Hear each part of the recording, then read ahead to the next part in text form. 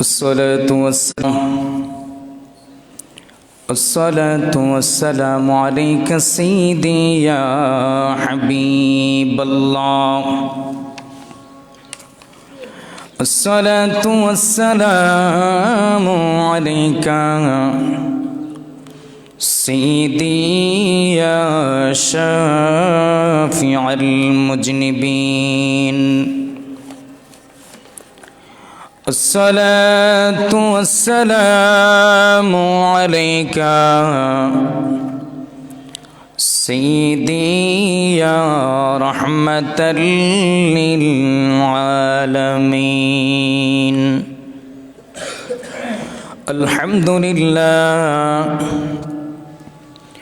الحمد لله نحمده ونستعينه ونستغفره ونؤمن به ونتوكل عليه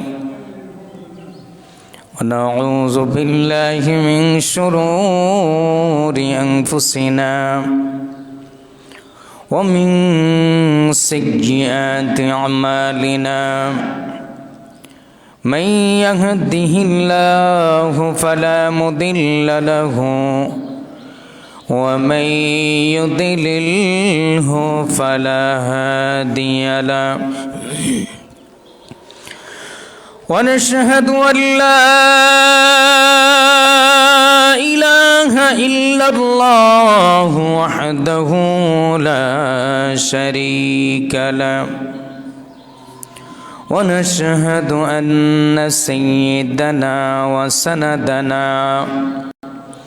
وحبيبنا وحبيب قلوبنا ورؤوفنا وملجأنا وأعلانا ومولانا محمدا صلى الله تعالى عليه وسلم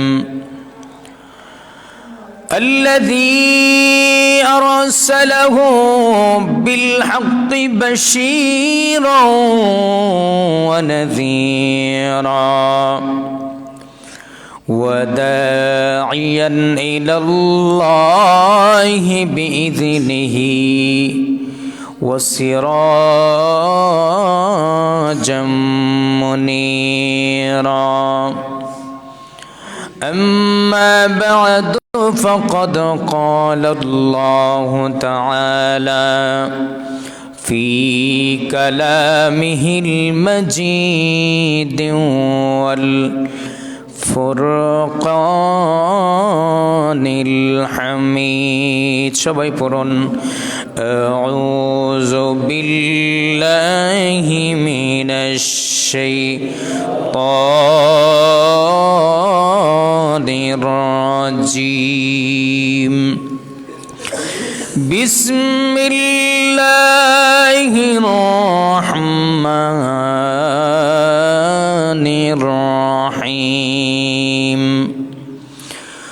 سبحان الذي أسرى بعبده ليلا من المسجد الحرام.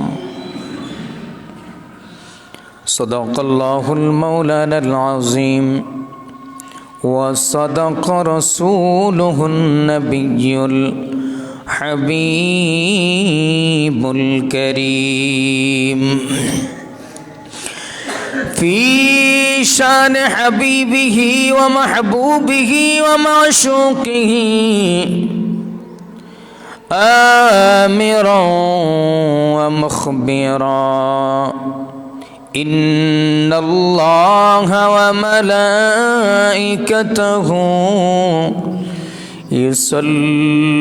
يصلون على النبي يا أيها الذين آمنوا صلوا عليه وسلموا تسليما. اللهم صل على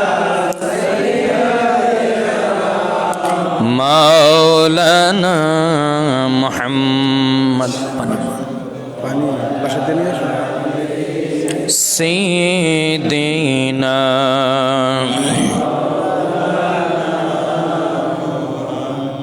मोहब्बतें पढ़ी अल्लाहुम्मा सल्ले अला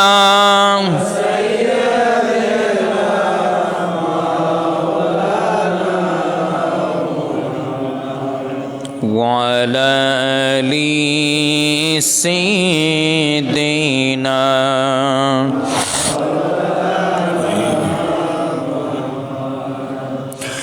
दिल इश्क़ मुस्तफ़ा में हर दम तराफ़ता रहे, सीने को मदीना मेरे अल्लाह बला दे। अल्लाहुम्मा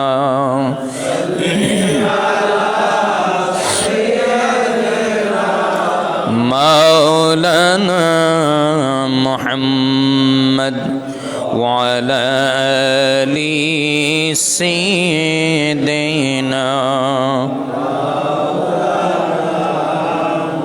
ला इलाहा जोरे ला इलाहा ओ ला इलाहा ओ ला इलाहा एक साथ ला इलाहा ओ ला इलाहा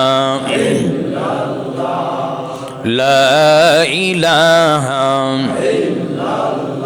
नामाज रोजा सैरोना और माँ बाबर खिदमत तो सैरोना। बोल नामाज रोजा सैरोना बंदो माँ बाबर खिदमत सैरोना।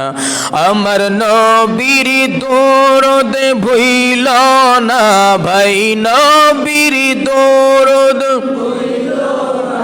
अमर नबी तुम्हारे भूलबेन ना।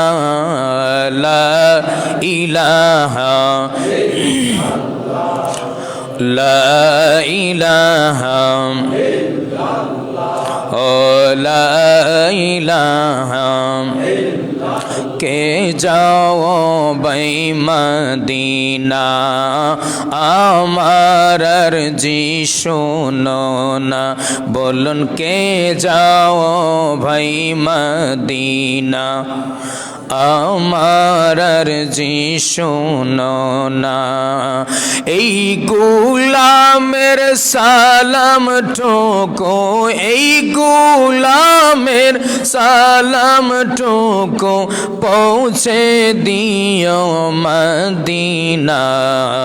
লা ইলাহা ও লা ইলাহা লা ইলাহা ইল্লাল্লাহু মুহাম্মাদুর রাসূলুল্লাহ সাল্লাল্লাহু তাআলা আলাইহি ওয়াসাল্লাম। আল্লাহ পাকের দরবারে অসংখ্য অগণিত শুকরিয়া জ্ঞাপন করছি যে রব্বুল আলামিন মহিয়ান গরিয়ান আল্লাহ সুবহানাহু ওয়া তাআলা পবিত্র রজবের চাঁদের দ্বিতীয় জুমায় আমাদেরকে আল্লাহর ঘর মসজিদে জুমার নামাজ আদায় করার জন্য আসার বসার তৌফিক দান করেছেন। সেই জন্য শুকরিয়া আদায় করি। সকলে জবান খুলে বলি আলহামদুলিল্লাহ। লক্ষ কোটি দরুদ সালাম ওই নবীজির নূরের কদম মোবারকে যেই নবীকে এই রজবের চাঁদের ২৬ তারিখ দিবাগত রাত্রিতে আল্লাহ রব্বুল আলামিন দাওয়াত করে জান্নাতি পোশাক পরিধান করিয়ে এই জমিন থেকে বাইতুল মুকাদ্দাস হয়ে সিদরাতুল মুনতাহা হয়ে কাবা কাউসাইন লা মুকানে খোদার দিদার লাভ করিয়েছেন। ওই নবীজির নুরানি কদম মোবারকে আল্লাহ পাক যেন আমাদের প্রত্যেকের নাম ধরে ধরে দরুদ ও সালাম কবুল করেন, মঞ্জুর করেন, সকলে পড়ি আমিন। আজ পবিত্র রজবের চাঁদের দ্বিতীয় জুমা। আজকের জুমার আলোচ্য বিষয় হলো মেরাজ কি। মেরাজ কাকে বলে, এই মেরাজ জিনিসটা কি মূলত, এবং আতায়ে রসুল সুলতানুল হিন্দ খাজায়ে খাজাগান খাজা গরিবে নওয়াজ মঈনুদ্দিন হাসান চিশতি সঞ্জের রহমতুল্লাহি আলাইহির জীবনী। আল্লাহ পাক যদি তৌফিক দান করেন এর উপর থেকে আলোচনা করার চেষ্টা করব ইনশাআল্লাহ আজ্জা ওয়া জাল্লা। শুরুতেই আমি আপনাদের সামনে কোরআনুল করিমের বনি ইসরাইলের প্রথম আয়াত তেলাওয়াত করেছি। উক্ত আয়াতে কারিমার মধ্যে আল্লাহ রাব্বুল আলামিন তার নুরানি জবান মোবারকে ইরশাদ করেছেন, সুবহানাল্লাযী আসরা বিআবদিহি লাইলাম মিনাল মসজিদিল হারাম।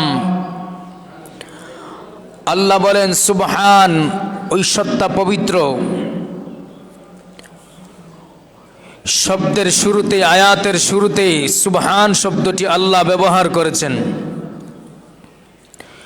এই জন্য আল্লাহর পবিত্রতার ঘোষণা দিয়েছেন।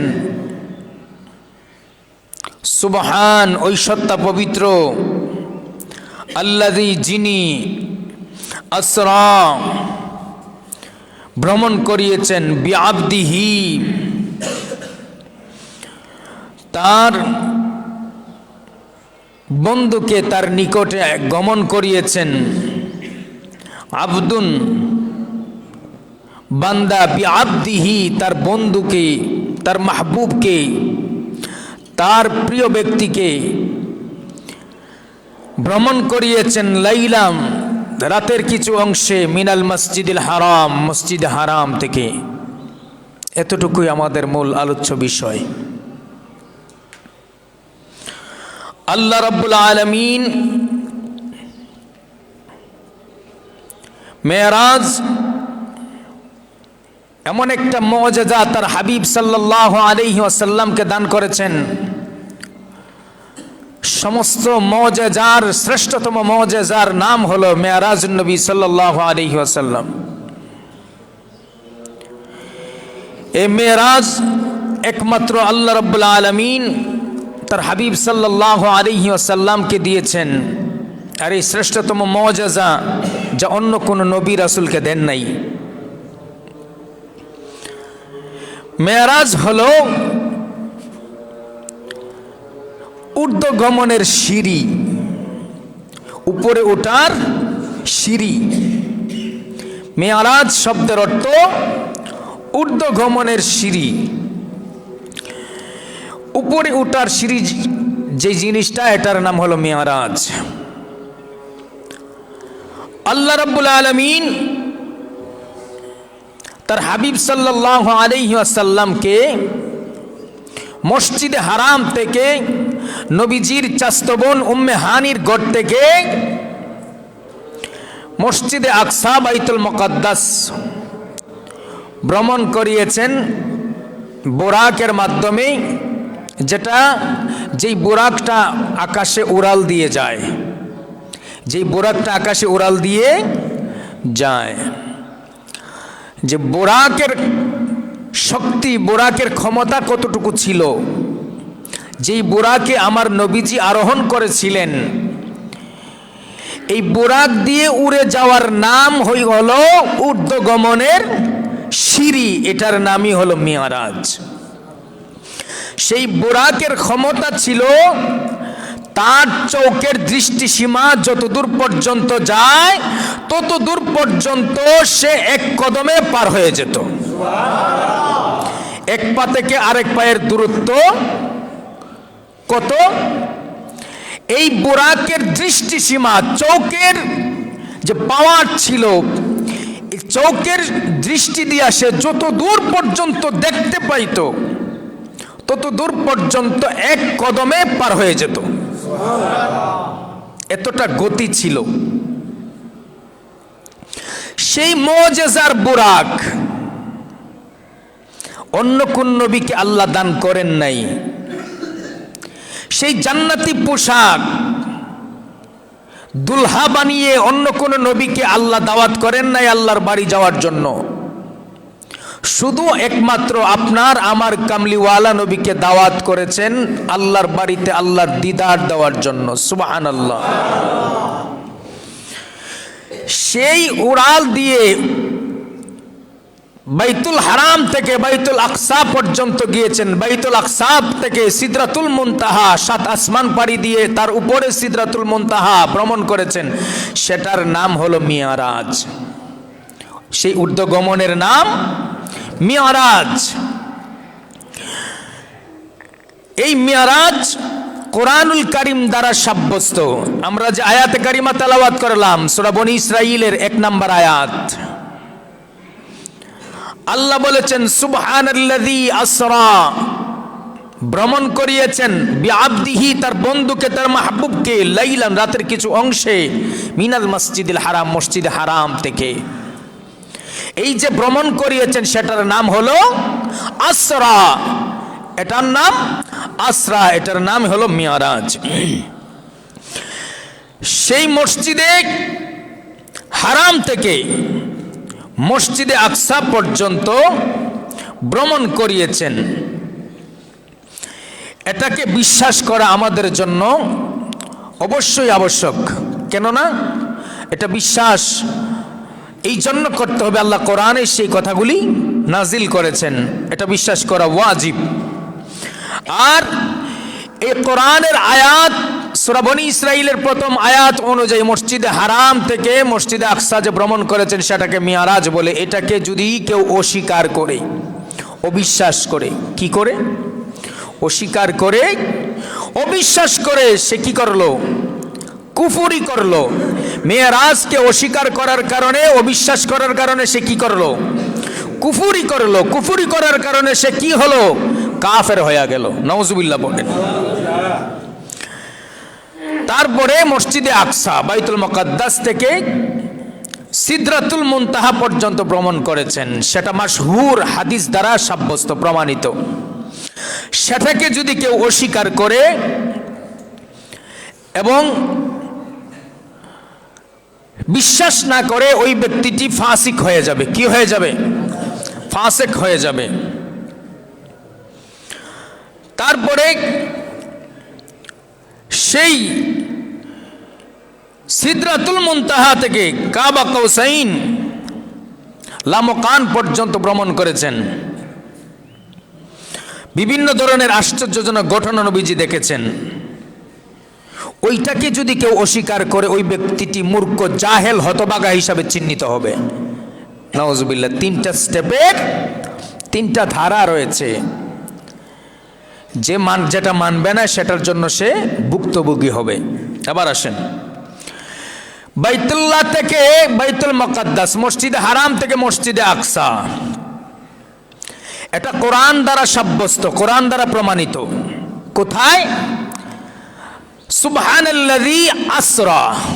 এই আসরা শব্দটা হলো ঊর্ধ্বগমনের সিঁড়ি, ভ্রমণ করিয়েছেন। আসরা, ভ্রমণ করিয়েছেন বাইতুল্লাহ থেকে বাইতুল মুকাদ্দাস। এই ভ্রমণটাকে বলা হয় আসরা। কি বলা হয়? আসরা। তারপরে বাইতুল মুকাদ্দাস থেকে সপ্ত আসমানের উপরে সিদরাতুল মুনতাহা, দ্বিতীয় স্টেপ। সেটা, এই ভ্রমণটাকে বলা হয় মূলত মিয়ারাজ।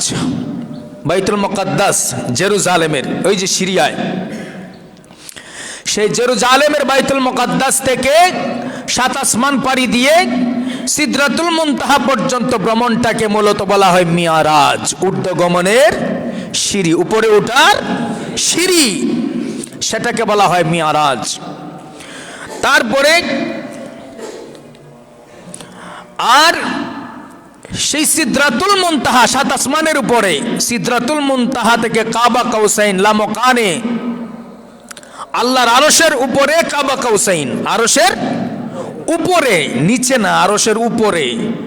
সেই কাবা কাউসাইন লামকানে যেখানে আল্লাহ পাকের দিদার নবী লাভ করেছেন, সেই লামকান পর্যন্ত ভ্রমণটাকে বলা হয় ইআরাজ। এক নাম্বার, কাবা শরীফ থেকে বাইতুল মুকাদ্দাস বলা হয় আসরা। 2 নাম্বার, বাইতুল মুকাদ্দাস থেকে সিদরাতুল মুনতাহা এই পর্যন্ত ভ্রমণটাকে বলা হয় মিরাজ। 3 নাম্বার, সিদরাতুল মুনতাহা থেকে কাবা কাউসাইন লামকান পর্যন্ত আরশ আজিম যেখানে ওই আরশের উপরে, সেই ভ্রমণটাকে বলা হয় ইরাজ। এই 3টা স্টেপ। তো আজ আমাদের আলোচনার মূল আলোচ্য বিষয় হলো প্রথম স্টেপ, যেটাকে আসরা বলা হয়, কোরআন দ্বারা প্রমাণিত। বাকি আরো 2টা জুমা আছে, সামনের জুমায় আমরা বাকিগুলো আলোচনা করার চেষ্টা করব ইনশাআল্লাহ। সেই ভ্রমণটাকে আসরা বলা হয়, যেটা কোরআন দ্বারা সাব্যস্ত। আল্লাহ নিজে বলেছেন, সুবহানাল্লাযী আসরা বিআবদিহি লাইলাম মিনাল মাসজিদিল হারাম। সুবহানাল্লাহ বলেন। আল্লাহ বলেন, আমি আল্লাহ রাব্বুল আলামিন পবিত্র পবিত্র রব, আমি আল্লাহ ওই সত্তা পবিত্র যিনি তার বন্ধুকে আসরা ভ্রমণ করিয়েছেন লাইলাম রাতের কিছু অংশে, মিনাল মসজিদিল হারাম মসজিদে হারাম থেকে, ইলাল মসজিদিল আকসা মসজিদে আকসা পর্যন্ত। এই কথাগুলি কোরআনুল কারীমের কথা। এবার আসেন, কোনো মানুষ যদি ভ্রমণ করতে হয়, কোথাও যেতে হয়, এই ভ্রমণের মধ্যে সাধারণত 7টি বিষয় উল্লেখ থাকে। কয়টি বিষয়? 7টি বিষয় উল্লেখ থাকে। 1 নাম্বার, ভ্রমণ কে করিয়েছেন। 2 নাম্বার, ভ্রমণটা কে করেছেন। 3 নাম্বার, ভ্রমণ কোথা থেকে করেছেন। 4 নাম্বার, কোথায় পর্যন্ত ভ্রমণ করেছেন। 5 নাম্বার, ভ্রমণটা কখন করলেন, সময় কোনটা। তারপরে এই 6 নাম্বার হলো ভ্রমণ কতক্ষণ পর্যন্ত করেছেন, কতক্ষণ সময় ছিল। 7 নাম্বার, ভ্রমণ করার উদ্দেশ্য কি। এই 7টা বিষয় হলো মেরাজের পিছনের মূল ঘটনা। মেরাজ বুঝতে হলে এই জিনিসগুলি আগে বুঝতে হবে। নবীজি মেরাজে গিয়েছেন, এর পিছনের কি কি কারণ আছে। 1 নাম্বার প্রশ্ন, ভ্রমণ কে করায়াছে। আমরা এটার উত্তর কোরআন থেকে পাইলাম। সুবহানাল্লাযী, ওই সত্তা পবিত্র। সুবহান, ওই সত্তা পবিত্র। ওই সত্তাকে আল্লাহ। কে? আল্লাহ। আল্লাহ ভ্রমণ করিয়েছেন। 2 নাম্বার প্রশ্ন, ভ্রমণ কে করেছেন। ওই 2 নাম্বার প্রশ্নের জবাব হলো, दोनों জাহানের বাদশাহ যিনি, दोनों জাহানের তরানেওয়ালা যিনি, दोनों জাহানের কামলিওয়ালা যিনি, এই জগতের জন্য আসমান জমিন লৌহ কলম চন্দ্র সূর্য বৃক্ষ তরুলতা মানব দানব জিন ইনসান যা কিছু আল্লাহ যার উসিলায় সৃষ্টি করেছেন, সমস্ত জাহানের জন্য যাকে আল্লাহ রহমত বানিয়েছেন, ওই রাহমাতুল লিল আলামিন নবী ভ্রমণ করেছে। 3 নাম্বার স্টেপ হলো, ভ্রমণ কোথা হতে করেছেন। কোরআনুল কারীম জবাব দেয়, মিনাল মসজিদিল হারাম, মসজিদে হারাম থেকে ভ্রমণ করেছেন। 4 নাম্বার প্রশ্ন, ভ্রমণ কোথায় পর্যন্ত করেছেন। কোরআনুল কারীম জবাব দেয়, ইলাল মসজিদিল আকসা, মসজিদে আকসা পর্যন্ত ভ্রমণ করেছেন। 5 নাম্বার প্রশ্ন, ভ্রমণ কখন করেছেন। কোরআনুল কারীম জবাব দেয় লাইলাম, কোরআন জবাব দেয় ভ্রমণ কখন করেছেন। কোরআন বলে লাইলাম, রাতের কিছু অংশে। 6 নাম্বার হলো ভ্রমণ কতক্ষণ সময় করেছেন। কোরআনুল কারীম জবাব দিয়ে দিল লাইলাম, রাতের কিছু অংশে, সামান্য অংশে, মাত্র অল্প সময়ে। 7 নাম্বার, ভ্রমণ যে করেছেন, ভ্রমণের পিছনের উদ্দেশ্যটা কি ছিল। ভ্রমণের পিছনে উদ্দেশ্য কি ছিল? জবাব হলো আল্লাহ রাব্বুল আলামিনের নিদর্শন জান্নাত জাহান্নাম এবং সমস্ত নিদর্শন দেখায়া বন্ধুকে ভ্রমণ করায়া আল্লাহ পাকের দিদার লাভ করার জন্য। মূসা বলে আল্লাহ আমাকে দেখা দাও। মূসা নবী তুরে সিনার উপরে উঠে পাহাড়ের চূড়ায় উঠে মূসা নবী ডাক দিয়া বলে আল্লাহ আমাকে দেখা দাও। আল্লাহ বলে লাং তারানি, তুমি আমাকে দেখতে পাবে না, দেখতে পাবে না। মূসা বারবার বলে দেখা দাও। আল্লাহ বলে লাং তারানি, তুমি আমাকে দেখতে পাবে না। মূসা বলে কেন দেখতে পাবো না? রব তোমার কণ্ঠ শুনতে পাই, আওয়াজ শুনতে পাই, তোমাকে দেখতে মন চায়। আমি মূসা তোমার প্রেমে পড়ে গেছি। মূসাকে আল্লাহ লকব দিয়েছেন কালিমুল্লাহ। কি দিয়েছেন? কালিমুল্লাহ। কালিমুল্লাহ শব্দের অর্থ কি? আল্লাহ বলেন কালিমুল্লাহ লকব দিয়েছি। কালিমুল্লাহ মানে হলো আল্লাহকে খুশি করতে চায়, পেতে চায়। সুবহানাল্লাহ। আল্লাহকে কি করতে চায়? পেতে চায়, খুশি করতে চায়। আর আপনার আমার বন্ধু নবীকে আমার আল্লাহ লকব দিয়েছেন হাবিবুল্লাহ। এর অর্থ কি? এর মানে কি? মূসা কালিমুল্লাহ, কালিমের অর্থ হলো আল্লাহকে খুশি করতে চায়, পেতে চায়। আর আপনার আমার নবীকে আল্লাহ লকব দিলেন হাবিবুল্লাহ। আল্লাহ রাব্বুল আলামিন সমস্ত নবীকে লকব দিয়েছেন। সব লকবের অর্থ হলো আল্লাহকে পেতে চায়, আল্লাহকে পেতে চায়, আল্লাহকে খুশি করতে চায়। আর আপনারা আমার কামলিওয়ালা নবীর লকব দিয়েছেন হাবিবুল্লাহ। এর অর্থ হলো আল্লাহ তাকে খুশি করতে চায়। নবীর দাম আছে না নাই? মূসা নবীর মতো, ঈসা নবীর মতো, ইব্রাহিম নবীর মতো, দাউদ নবীর মতো হাবিবুল্লাহকে যদি এক পাল্লায় রাখা হয় আর সমস্ত নবীর লকব যদি আরেক পাল্লায় রাখা হয়, আমার নবীর হাবিবুল্লাহর লকবের ওজন হাজারো গুণ বেশি ভারী হয়ে যাবে। ওই নবীর উম্মত আপনি আমি খুশি না বেজার? একমাত্র ইবলিস বেজার আর তার অনুসারীরা বেজার, যারা নবীকে নিয়ে টানা হেচড়া করে। কি করে? টানা হেচড়া করে। নবীর সম্মানকে কিভাবে কমানো যায় রাখাল বানায়া দেয় বদমাইশি। নবীকে কি বানায়া দেয়? রাখাল বানায়া দেয়। ওরা ইসলামের চূড়ান্ত দুশমন, মুনাফিক। খাদিজার রাখাল বানায়া দিছে মোল্লা। ইহুদির টাকা খাও না? ইহুদির টাকা খায়া মা খাদিজাকে কি বানাইলা? মুনিব বানাইলা। নবীকে গোলাম বানাইলা। বানাইয়া কি করছো? রাখাল বানাইয়া দিছ। নবীর শান কমাইতে চাও? বাড়াইছেন কে? আমি বলছি না, কোরআন বলছে। কোরআন ওরা ফানা লেখা জিক্রা কমাই দো একটু। ওরা ফানা লেখা জিক্রাক। আমি আপনার শানকে সমুন্নত করেছি, বাড়িয়ে দিয়েছি। আপনি আমি যতই চেষ্টা করি টেনে নিচে নামাবো, সম্ভব? নাপিত কি করে? নাপিত চুল কেটে ছোট করে, চুল আবার কি হয়ে যায়? ঠিক আছে তো কথা? নাপিত চুল কাটার পরে কি হয়ে যায়? বড় হয়ে যায়। তো নাপিত চুল কেটেই ছোট করে রাখতে পারে না, বড় হয়ে যায়। আর তুমি নবীর শান মান কমানোর চেষ্টা করো, এটা কি সম্ভব? তুমি বুঝো না কালিমুল্লাহর লুট কত আর হাবিবুল্লাহর লুট কত। তুমি বুঝো না আদম সফিউল্লাহর লুট কত আর হাবিবুল্লাহর লুট কত, পাওয়ার কত। হাবিবুল্লাহ এমন এক জাত, যে জাতকে এই রজবের চাঁদে আল্লাহ নিজে দাওয়াত করে তার বাড়িতে নিয়ে জান্নাত জাহান্নাম ভ্রমণ করায়া উম্মতকে নাজাতের জন্য 5 ওয়াক্ত নামাজ দিয়েছেন। 50 ওয়াক্ত নামাজের সওয়াব পেয়ে যাবে।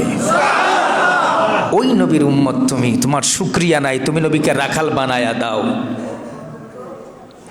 হেদায়েত দান করুক, আমিন পড়েন। বন্ধুরে আমার, এই 7টা উদ্দেশ্য হলো ভ্রমণের পিছনে, মেরাজের পিছনে আমার আল্লাহ রাব্বুল আলামিন। এর কারণ আল্লাহ রাব্বুল আলামিন রাসূলকে শ্রেষ্ঠতম মুজিজায় মেরাজ এই আসরা দান করেছেন রাসূলের সম্মান বৃদ্ধির জন্য। কিসের জন্য? কোরআনুল কারিমে আল্লাহ ইচ্ছা করলে 5 ওয়াক্ত 50 ওয়াক্ত পাঠায় দিতেন। কোরআন নাজিল করেছেন। কোরআনের ভিতরে 50 ওয়াক্ত নামাজ পাঠায় দিলে পাল্টানো যাইতো? সম্ভব ছিল?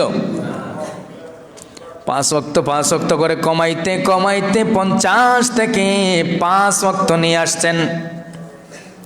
জান্নাত জাহান্নাম নবীকে দেখাইলেন, অনেক বরকতময় স্থান, বরকতময় দৃশ্য দেখাইলেন, অলৌকিক ঘটনা দেখাইলেন। বন্ধুরি আমার, সেই বাইতুল্লাহ থেকে বাইতুল মুকাদ্দাস পর্যন্ত আমার নবী যখন ভ্রমণ করেন, এই ভ্রমণ যে সাওয়ারির মধ্যে নবী আরোহণ করেছিলেন, সেই সাওয়ারির নাম হলো বোরাক। কেউ বলেন দেখতে খচ্চরের মতো, গাধার চাইতে একটু বড়, খচ্চরের চাইতে একটু ছোট।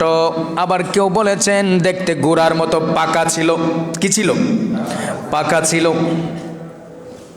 সেই বোরাকের মধ্যে আরোহণ করি, জান্নাতি বাহনে আরোহণ করি নবীজি মক্কা থেকে বাইতুল মুকাদ্দাস থেকে রওনা হলেন। কিছু দূর যাওয়ার পরে জিবরাইল বলেন, এ বোরাক তুমি দাঁড়াও। বোরাক দাঁড়িয়ে গেল। নবীজি দেখলেন বিশাল একটা খেজুরের বাগান দেখা যায়। কিসের বাগান? বিশাল একটা খেজুরের বাগান দেখা যায়, সমতল একটা ভূমি। নবীকে বললেন জিবরাইল, ইয়া রাসূলুল্লাহ, হাবিবাল্লাহ নবী গো, এই জায়গার মধ্যে আপনি নামেন, 2 রাকাত নামাজ পড়েন। কয় রাকাত? 2 রাকাত নামাজ পড়েন। নবীজি নামাজ পড়ার জন্য নামলেন, নামাজ আদায় করলেন। নামাজ পড়ে যখন আবার সোয়ারির মধ্যে বুরাকের উপর আরোহণ করলেন, জিবরাইল বললেন, ইয়া রাসূলুল্লাহ, এই জায়গাটা আপনি চিনেননি? আমার নবী বলেন, জিবরাইল রে, এই জায়গাটা কোন জায়গা? জিবরাইল বলে, ইয়া রাসূলুল্লাহ, এই জায়গার নাম হলো ইয়াসরিব। কি? ইয়াসরিব। এই জায়গার মধ্যে আপনি অচিরেই মক্কা থেকে হিজরত করে চলে আসবেন, আপনার বাসস্থল হবে এই জায়গা। এই ইয়াসরিব মদিনা। নবীজি 2 রাকাত নামাজ পড়ার পরে আবার রওনা দিলেন। আবার রওনা দেওয়ার পরে আবার জিবরাইল বুরাকটাকে থামাইলেন। থামানোর পরে একটা শুভ্র একটা ভূমি, সাদা ভূমি, পুরোটাই শুধু সাদার সাদা। নবীজিকে বললেন, ইয়া রাসূলুল্লাহ, আপনি এখানে নামেন, 2 রাকাত নামাজ পড়েন। নামাজ ফরজ হয়েছিল নি তখন? হ্যাঁ, নামাজ ফরজ হয়েছিল। কোন নামাজ পড়েন? হ্যাঁ, কোন নামাজ পড়েন? ওই নামাজ আর এই নামাজ পার্থক্য আছে না নাই? 2 রাকাত নামাজ পড়লেন। নামাজ পড়ার পরে আল্লাহর হাবিব যখন আবার আরোহণ করলেন, আরোহণ করার পরে আমার নবীজি কতক্ষণ যাওয়ার পরে আবার জিবরাইল বুরাকটাকে থামায় দিলেন। থামানোর পরে আবার বললেন, ইয়া রাসূলুল্লাহ, এই জায়গায় আপনি 2 রাকাত নামাজ পড়েন।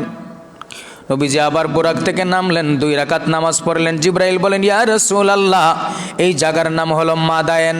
কি? মাদায়েন। ওই জায়গার মধ্যে আবার নবী নামাজ পড়লেন। এই মাদায়েনের মধ্যে 2 রাকাত নামাজ আদায় করার পরে আবার নবী বুরাকের উপর আরোহণ করলেন। জিবরাইল ডাক দিয়ে বলে, নবী গো, এই জায়গাটা চিনছেন নি? আমার নবী বলেন, এই জায়গাটা কোন জায়গা?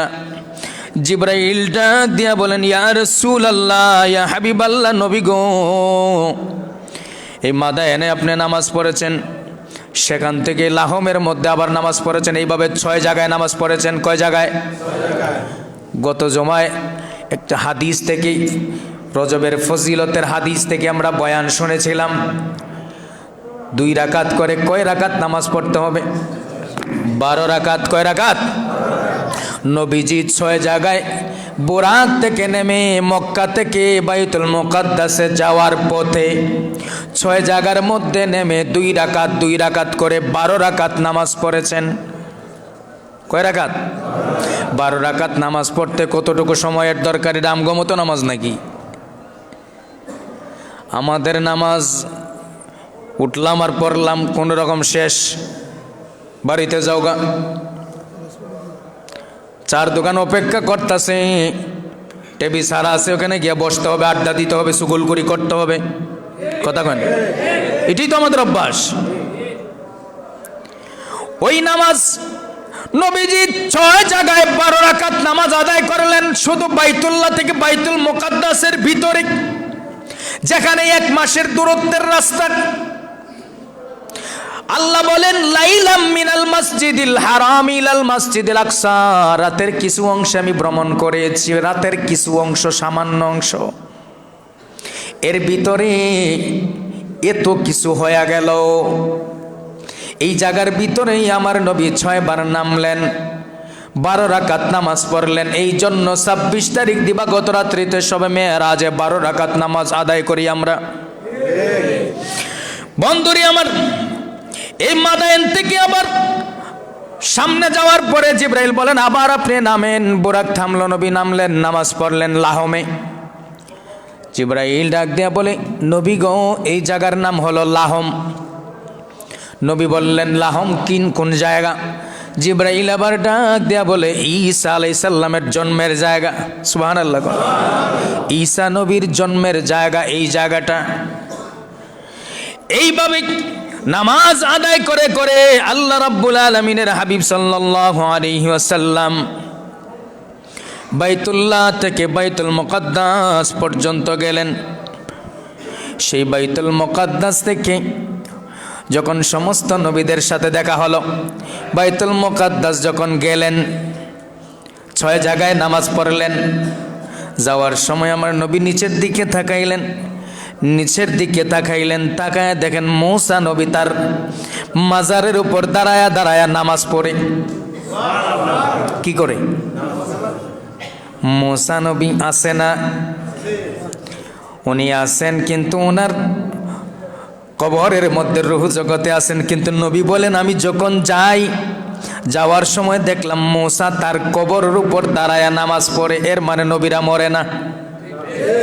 এর মানে নবীরা মরে না, নবীদেরকে আল্লাহ পবিত্র করে বানিয়েছেন। আল্লাহর হাবিব বলেন আমি মূসারে দেখলাম কবরের উপর দাঁড়ায়া দাঁড়ায়া নামাজ আদায় করতেছি।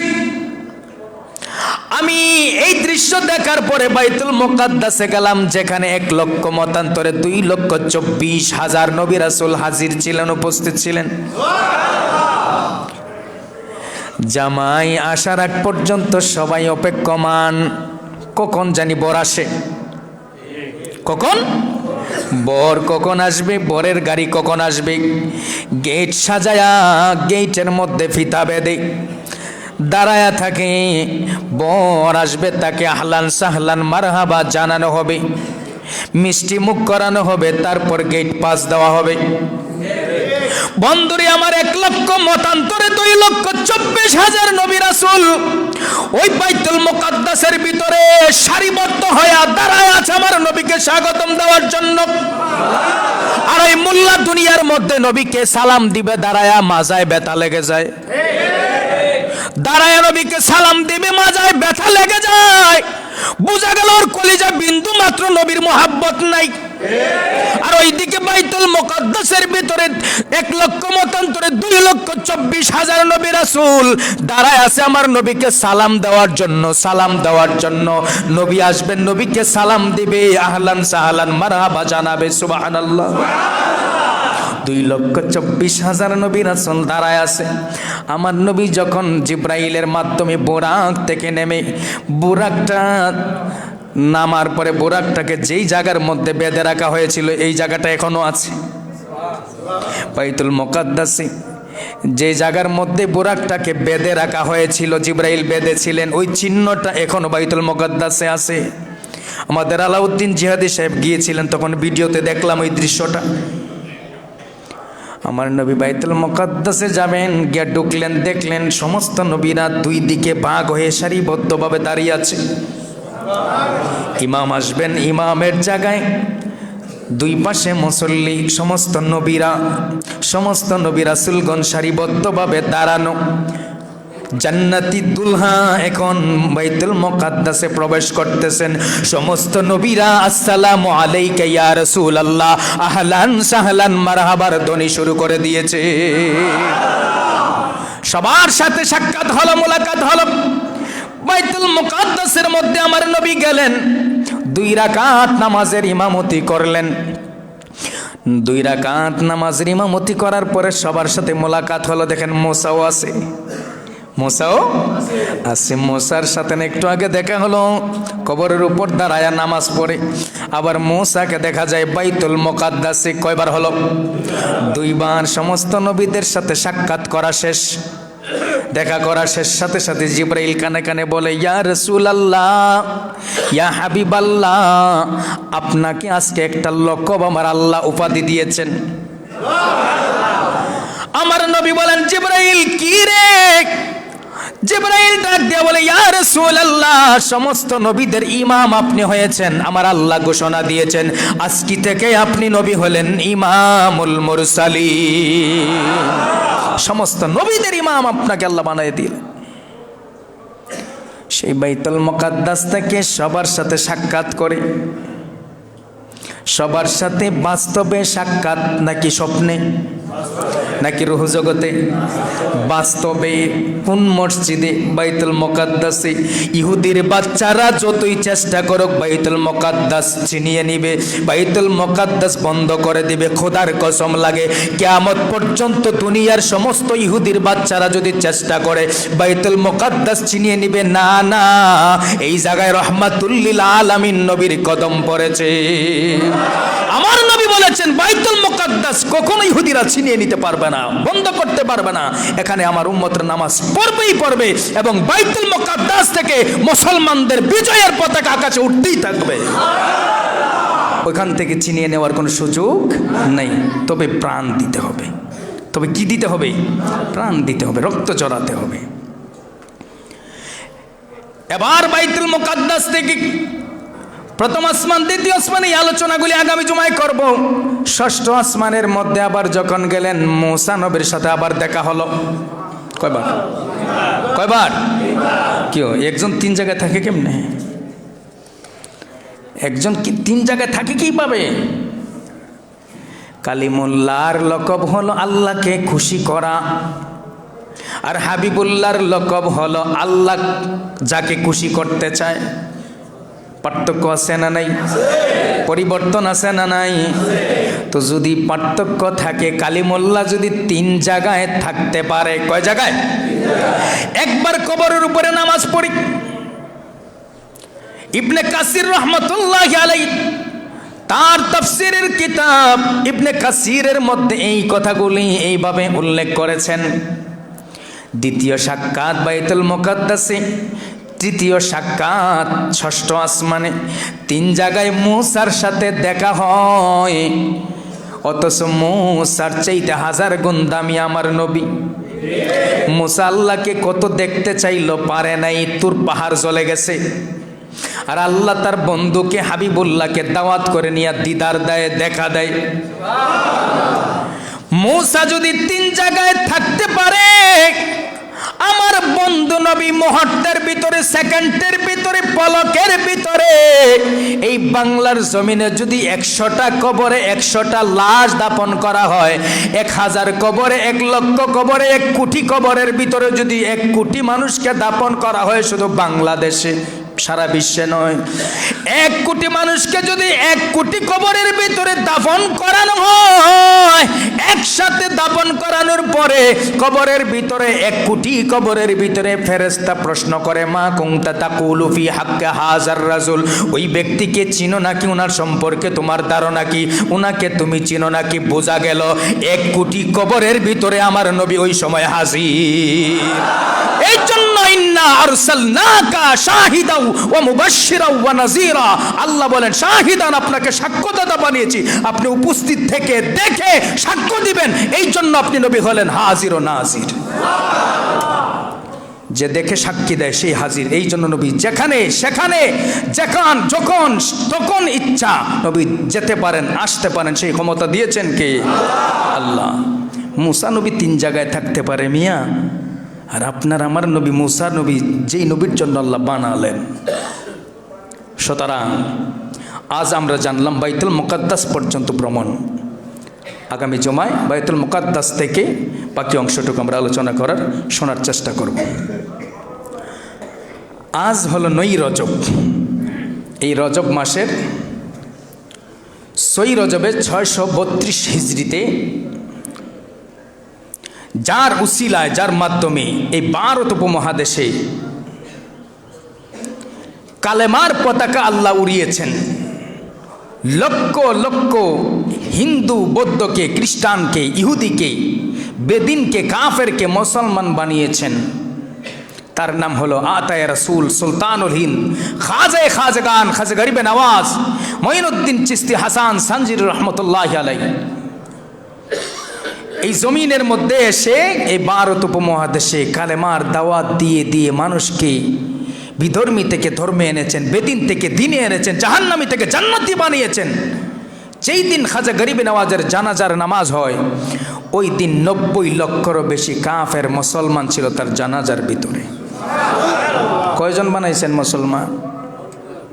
তো সেই গরিবে নেওয়াজরে নিয়ে আমরা ঠাট্টা মশকরা করতে কিন্তু একটু দ্বিধাবোধ করি না। কিন্তু ওই গরিবে নেওয়াজ ভারতবর্ষে না আসলে সেই কাফেরগুলি এখন কাফের হয়েই থাকতো, ঠিক না বেটি? কালেমার পতাকা ভারতবর্ষে উঠতো না যে গরিবে নওয়াজ মঈনুদ্দিন হাসান সানজিরি যদি না আসতেন। সেই মঈনুদ্দিন হাসান সানজিরি এই রজব মাসের 6 রজব 632 হিজরিতে দুনিয়া থেকে পর্দা গ্রহণ করেন। যেহেতু এটা ওনার উফাতের মাস, এই জন্য ওনার জীবন চরিত্র নিয়ে কথা না বললে নিমক হারামি হয়ে যায়, ঠিক না বেটি? শেখ খাজা গরিবে নওয়াজ উনি যখন দুনিয়ার মধ্যে আগমন করেন, সেই দুনিয়ার মধ্যে আগমনকালে ওই সময় 561 হিজরি সনে বা 587 হিজরি সনে উনি জমিনের মধ্যে আসলেন। ওনার মা বলেন, ওনার আম্মা জান বলেন, যেদিন আমার সন্তানের আমার গর্ভের ভিতরে প্রাণ আসলো, মাদের যখন 6 মাস পূর্ণ হয়ে যায়, গর্ভের 6 মাস যখন পূর্ণ হয়ে যায়, তখন বাচ্চাদেরকে আমার আল্লাহ রূহ দান করেন। কি দান করেন?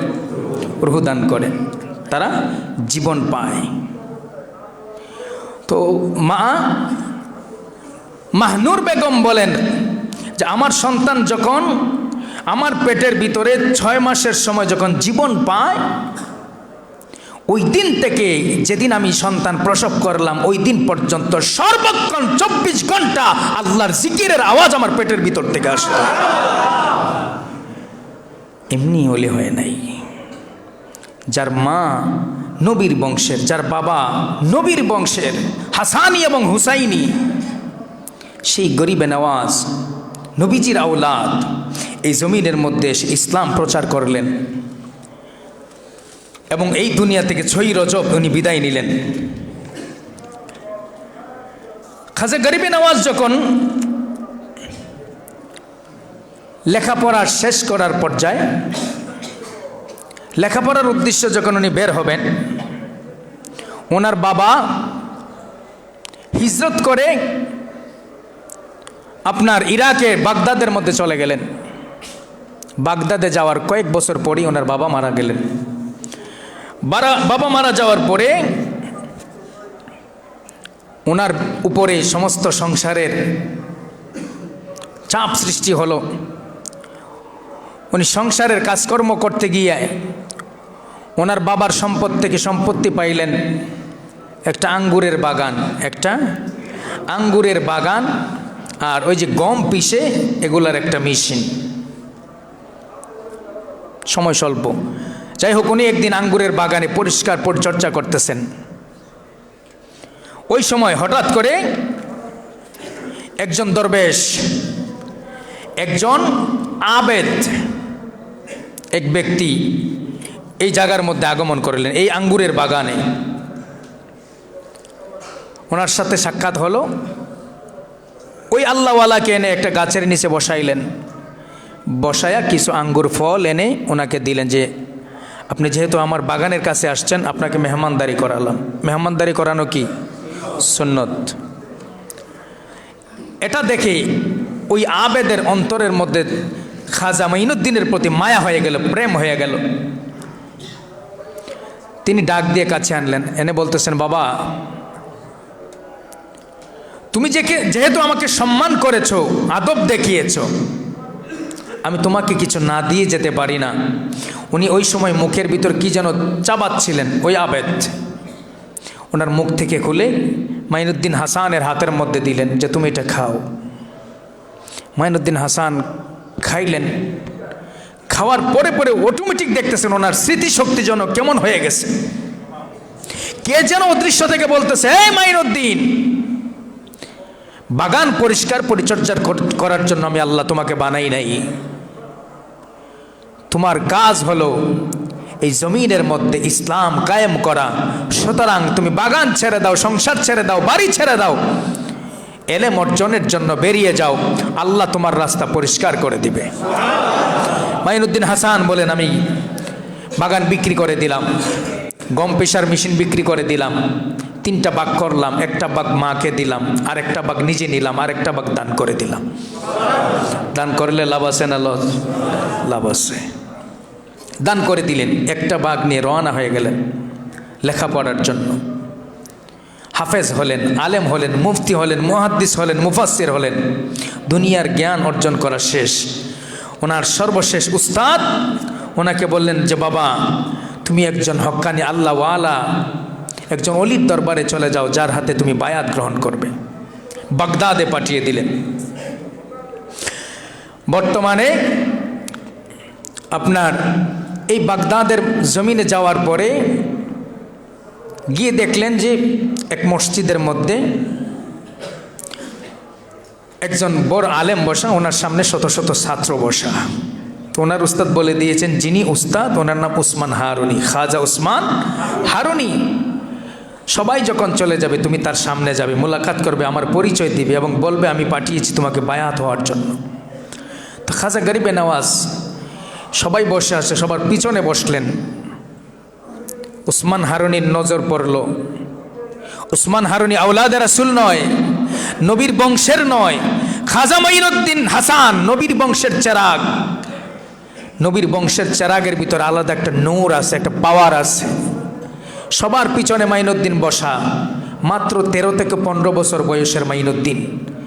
উসমান হারুনির নজর গেল, ডাক দিয়ে বলেন, বাবা তুমি সামনে আসো। সুবহানাল্লাহ পড়েন। সামনে আসলেন। সামনে আসার পর বললেন, তোমাকে কে পাঠিয়েছে? আমার উস্তাদ পাঠিয়েছে। কিসের জন্য? আপনার কাছে বায়াত গ্রহণ করানোর জন্য। উনি বায়াত গ্রহণ করালেন। এর ভিতরে অনেক সময়, অনেক কষ্ট, অনেক পরিশ্রম, অনেক ত্যাগ, অনেক রাকাত নামাজ, 1000 বার দুরুদ শরীফ, সারা রাত রাত্রি জাগরণ, সব কিছু সম্পন্ন করে বায়াত গ্রহণ করবেন। যখন বায়াত গ্রহণ করবেন, উসমান হারুনি খাজা মাইনুদ্দিন চিশতির মাথার উপর হাত দিলেন। হাত দেওয়ার পর বললেন, বাবা তুমি চোখ বন্ধ করো। চোখ বন্ধ করলেন। বললেন, তুমি কি কিছু দেখতে পাও? মাইনুদ্দিন হাসান বলেন, না হুজুর আমি কিছু দেখতে পাই না। এবার উসমান হারুনি তার চোখের দৃষ্টি তার চোখের উপরে রাখলেন, মাথায় হাত দিয়ে রাখলেন। বললেন, এবার তুমি দেখতে পাও। খাজা মাইনুদ্দিন হাসান ডাক দিয়ে বলেন, হুজুর আমি এখন দেখতে পাই। যে কি দেখতে পাও? যে আল্লাহর আরশ আজিম পর্যন্ত দেখতে পাই। আল্লাহর ওলির হাত, আপনার আমার সাধারণ হাত না। এই জমিনে যারাই আল্লাহর ওলির মাজারে হাত দিয়েছে তারা ধ্বংস হয়ে গেছে। খোঁজ নিয়ে দেখেন, যারাই আল্লাহর ওলির মাজারে হাত দিয়েছে, বেয়াদবি করেছে, ধ্বংস হয়ে যাচ্ছে। কারণ গুস্তাখ আল্লাহর ওলির ইজ্জতের উপর হাত দিয়ে এই জমিনে টিকে থাকতে পারবে না। এটা চিরন্তন সত্য। উসমান হারুনি বলেন, বাবা তুমি নিচের দিকে তাকাও। নিচের দিকে তাকালেন। কি দেখতে পাও? যে হুজুর 7 জমিনের নিচে যে সিজ্জিন আছে, সিজ্জিন পর্যন্ত আমি মাইনুদ্দিন দেখতে পাই। সেদিন থেকে মাইনুদ্দিনকে মারেফতের জ্ঞান অর্জন করা শুরু হয়ে গেল। মাইনুদ্দিন হাসান এখান থেকে মারেফতের জ্ঞান অর্জন করে কাবা শরীফ গেলেন, কাবায় হজ করে মদিনায় গেলেন। মদিনায় যাওয়ার পরে দ্বিতীয়বার যখন আবার হজ করতে গেলেন, কাবা শরীফ প্রথমবার যাওয়ার পরে ওনার পীর ও মুর্শিদ সাথে গেলেন উসমান হারুনি। দোয়া করতেছেন, আল্লাহ এই যে হাতিমে কাবা থেকে আপনার এই মাকামে ইব্রাহিম পর্যন্ত জান্নাতের যে টুকরা, এখানে দাঁড় করিয়ে ওনার পীর ও মুর্শিদ উসমান হারুনি দোয়া করতেছেন ওনাকে নিয়ে, যে আল্লাহ আমার মাইনুদ্দিনকে আমি কবুল করেছি, তুমিও কবুল করে নাও। আল্লাহ আমার মাইনুদ্দিনকে শ্রেষ্ঠতম একজন ওলি বানায়া দাও। সাথে সাথে কথাগুলি কবুল হয়ে গেল। মদিনায় গেলেন। মদিনায় যাওয়ার পরে পীর ও মুর্শিদ শেখালেন, বাবা আজকে সারা রাত জেগে তুমি জিয়ারত করবা নবীর রওজা, যতক্ষণ পর্যন্ত নবীর দিদার না হবে ততক্ষণ পর্যন্ত রওজা ছেড়ে যাবা না। ওসমান হারুনি গভীর রাত পর্যন্ত দাঁড়ানো, দুরূদ পড়তেছেন, কান্না করতেছেন। রাত্র যখন গভীর হয়ে গেল, ওসমান হারুনি সালাম দিচ্ছেন, হঠাৎ করে সালামের জবাব রওজার ভিতর থেকে চলে আসলো।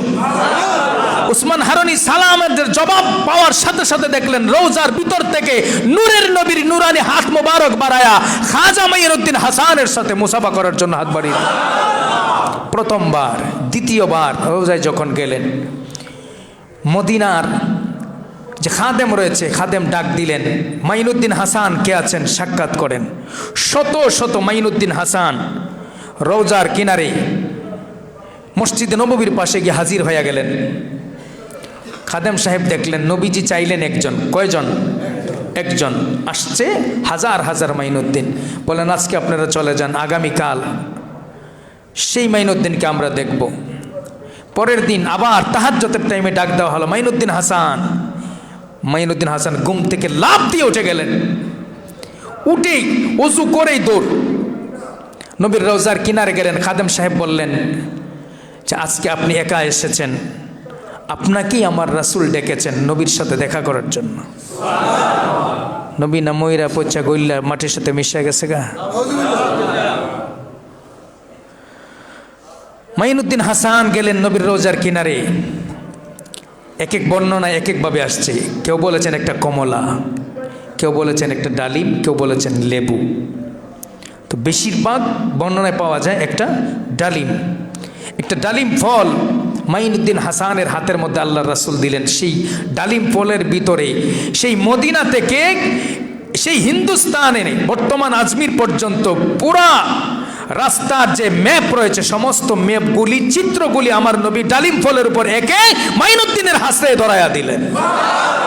যে মাইনুদ্দিন, এখান থেকে তুমি সোজা সেই হিন্দুস্তানে আজমিরের মধ্যে চলে যাবে, ওইখানে তুমি ইসলাম প্রচার করবে, ওইখানে তুমি ইসলাম প্রচার করে দিন কায়েম করবে, সেখানে আমার লক্ষ লক্ষ উম্মত তোমার ডাকে সাড়া দিবে।